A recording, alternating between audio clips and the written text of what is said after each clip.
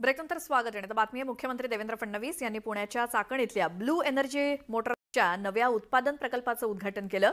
याच कंपनीकडनं electric heavy duty ट्रक्सची निर्मिती होणार आहे. यावेळी बोलताना पुण्यात असे 10,000 ई ट्रक्स बनवण्यात येणार आहेत. तशी महत्त्वाची घोषणाच मुख्यमंत्री फडणवीसांनी केली. पूर्णपणे स्वदेशी बनावटीचा हा ट्रक बॅटरी स्वॅपिंग तंत्रज्ञानासोबत सादर करण्यात आलाय. महत्त्वाचं म्हणजे मुख्यमंत्र्यांनी स्वतः हा ट्रक चालवून त्याची पाहणी केली.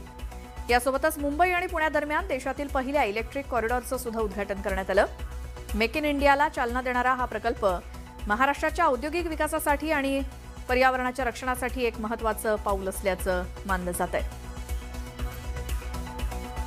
भारतातला अतिशय आधुनिक आणि पहिलं इलेक्ट्रिक ट्रक हा या ठिकाणी लॉन्च करण्यात आलेला आहे. या ट्रकमध्ये बॅटरी स्वॅपिंग टेक्नॉलॉजी आहे आणि अतिशय किफायतशीर किमतीत हा ट्रक उपलब्ध आहे. यामुळे आपलं जे काही कार्गो ट्रान्सपोर्टेशन आहे याच्यामध्ये आज जे प्रदूषण होतं ते प्रदूषण पूर्णपणे संपुष्टात येईल.